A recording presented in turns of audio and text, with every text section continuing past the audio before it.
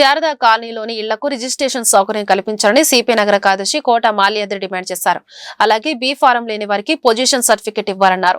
ప్రజా సమస్యల పరిష్కార వేదిక స్పందన కార్యక్రమం గుంటూరు జిల్లా కలెక్టరేట్ ప్రాంగణంలోని ఎస్ఆర్ శంకరన్ కాన్ఫరెన్స్ హాల్లో సోమవారం జరిగింది. శారదా కాలనీ వాసులు సమస్యను పరిష్కరించాలని కోరుతూ జిల్లా కలెక్టర్ నాగలక్ష్మి సిపిఎం నేతలు విజ్ఞాపన పత్రం అందజేశారు. ఈ సందర్భంగా కోట మాల్యాద్రి మీడియాతో మాట్లాడుతూ గత 45 ఏళ్లుగా శారదా కాలనీలో 1200 కుటుంబాలు నివసిస్తున్నాయని తెలిపారు. విద్య ఆర్థిక అవసరాల నేపథ్యంలో ఈ స్థలాలకు రిజిస్ట్రేషన్ సౌకర్యం కల్పిస్తే బ్యాంకుల ద్వారా రుణాలు పొందే అవకాశం పేదలకు లభిస్తుందని వివరించారు. 77వ సంవత్సరంలో తుఫాను రావడం, ఆ తుఫాను నిర్వాసితులందరూ కూడా శారదా కాలనీలో అందరూ కూడా ఇల్లు ఇవ్వడం జరిగింది. ఆ ఇల్లుకి సంబంధించి 79వ సంవత్సరంలో అప్పుడు ముఖ్యమంత్రిగా ఉన్నటువంటి చెన్నారెడ్డి గారు మహారాష్ట్ర ఆంధ్రప్రదేశ్ వాళ్ళ సహకారంతో ఇల్లు కట్టడం జరిగింది.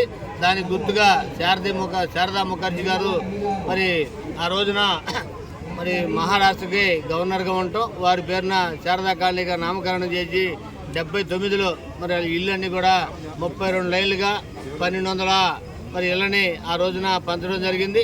ఆ బాధితులందరూ కూడా రకరకాల కారణాలతోటి ఇళ్ళన్నీ కూడా చేతులు మారి వాస్తవంగా ఈ రోజున 1200 ఇళ్లలో కేవలం 84 మంది అసలు ఉన్నారు. వాళ్ళ వారసులు కూడా ఏమాత్రం కూడా డాక్యుమెంటేషన్ లేని కారణంగా బ్యాంకుల్లో కానివ్వండి, లేకుంటే చిన్న అవసరాలు కూడా ఏ పిల్లల చదువుల కోసం ఏమైనా అవసరం అనుకుంటే కూడా, ఇంటి నిర్మాణానికి అవసరం అనుకుంటే కూడా ఏం కూడా పనికిరాని పరిస్థితి.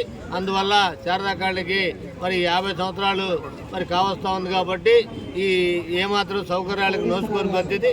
అందువల్ల వాళ్ళందరూ కూడా రిజిస్ట్రేషన్ సౌకర్యం కల్పించి వాళ్ళందరూ కూడా ఉపయోగపడే పరిస్థితిలో ఇల్లు ఉంది.